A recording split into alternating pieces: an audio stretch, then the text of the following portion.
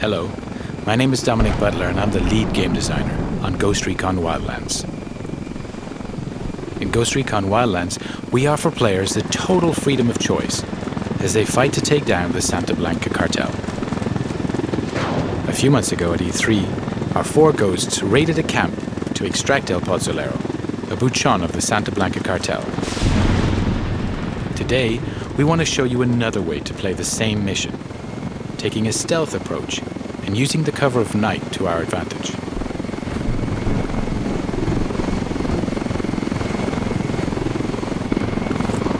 Weaver, Nomad and Holt are base jumping from the helicopter. This is one of the 60+ vehicles available in the game for you to use as you explore the world. Today, 4 devs are playing the demo in co-op. But Recon Wildlands is entirely playable from beginning to end, in solo where you're supported by your AI teammates. Weaver has landed on a cliff nearby to gain a vantage point and provide cover for Nomad and Holt, who are now landing and moving towards a cartel checkpoint.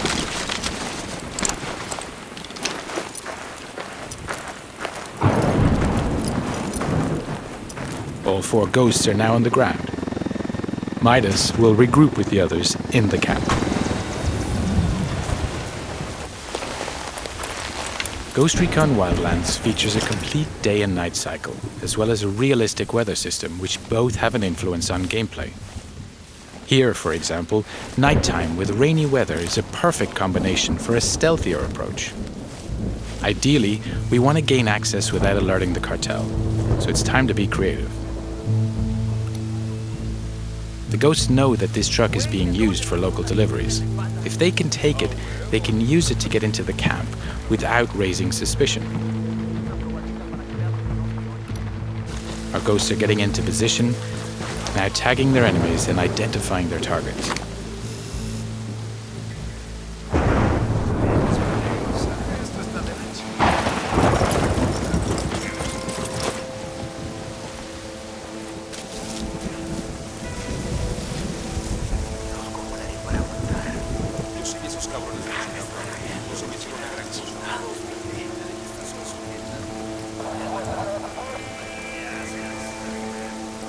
Midas is now using the sync shot feature to assign targets to his teammates.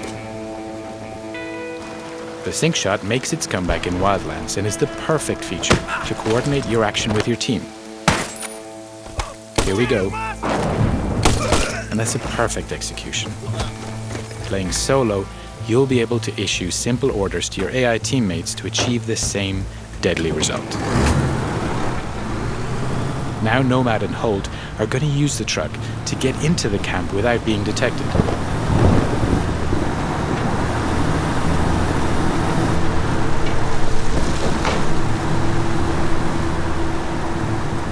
The cartel recognize this truck, and so the ghosts are in.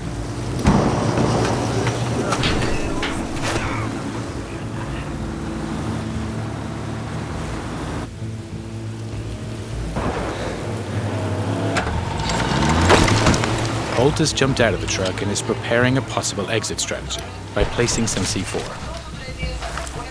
Landmines, frag, flash and diversion grenades will also give you the explosive edge and help create diversions. With more than 50 weapons available in the game that you're able to use and customize with hundreds of different attachments, it's up to you to choose the right weapon for the job. Each of them has its own ballistics model with piercing, dispersion, and bullet drop.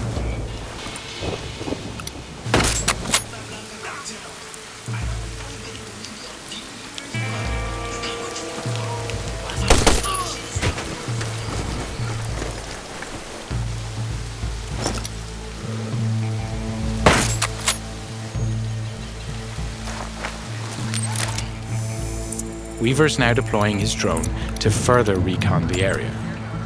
He switched to thermal vision to easily detect local targets. Other special upgrades can be added to the drone too, including an EMP pulse that deactivates electronics, a noise generator, or high explosives.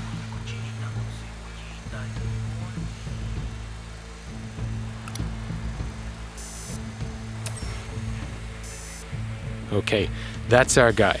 El Pozolero, working late into the night.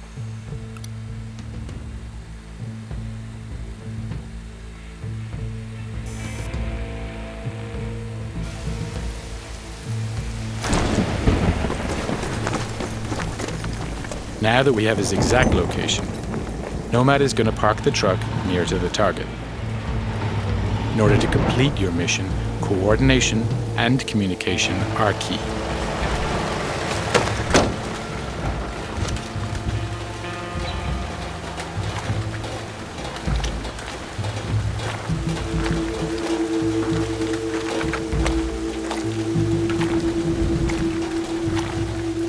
Nomad is now in position, waiting for the right moment to grab the target.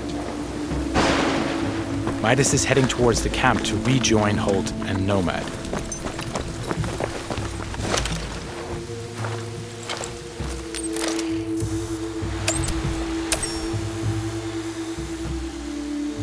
Weaver has located the camp generator with his drone.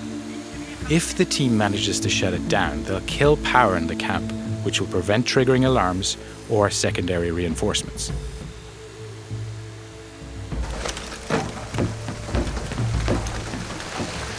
Midas is now making his way into the camp, avoiding the patrols en route to the generator.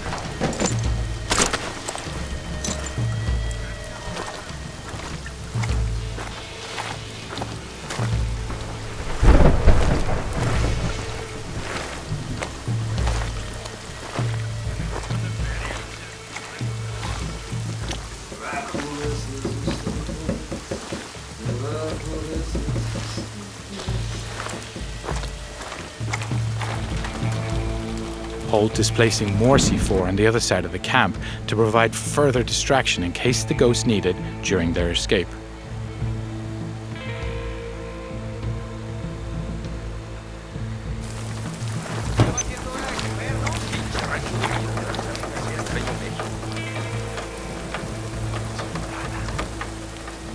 The diversion grenade is another great tool that can be used to distract enemies.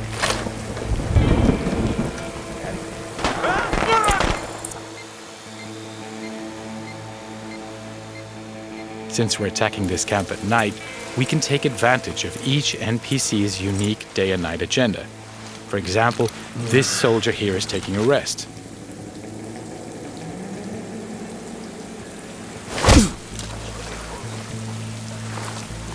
Back to Midas, who's keeping a low profile to avoid being detected.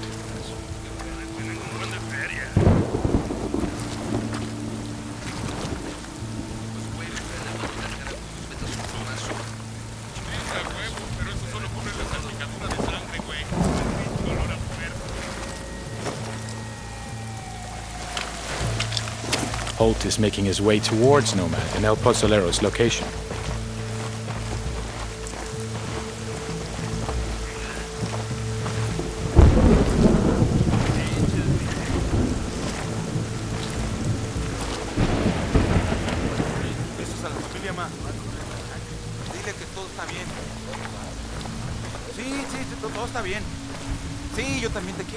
Making sure you don't leave bodies to be discovered is key to preventing the camp going on full alert.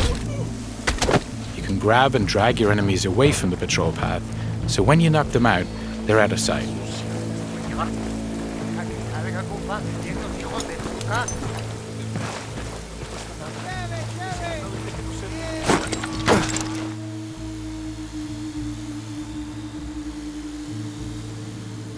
Midas is climbing between the camp buildings to reach a better position.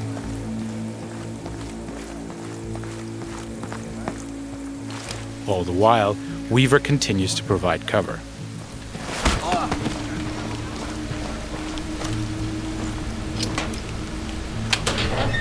Having reached the generator, Midas can disable it to kill the lights throughout the camp.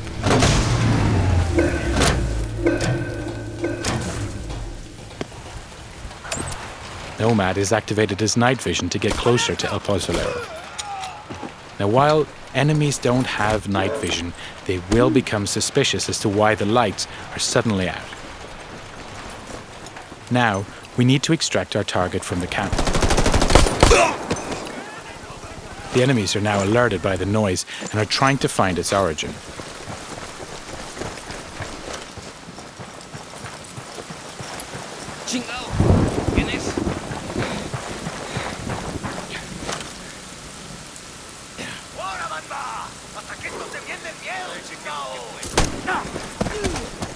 Holt is passing a rebel prison cage. The rebels are another faction in the game. They have their own conflict with the Santa Blanca, so they'll spontaneously engage whenever they get the chance.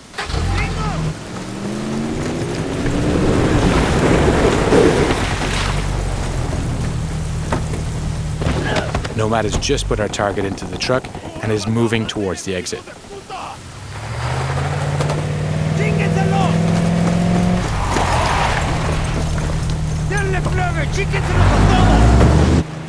Weaver is liberating another group of rebels. This camp is now erupting into a full gunfight between the rebels and the Santa Blanca. And to provide further disruption, we blow that C4 we placed earlier.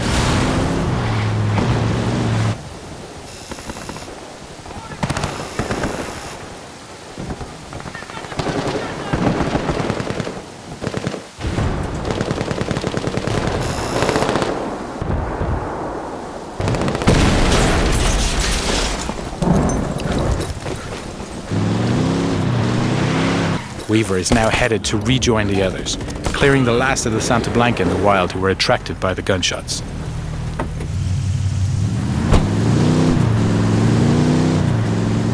So now with El Pozolero in our custody, we're going to deliver him to our rally point and learn key information about the cartel and his bosses.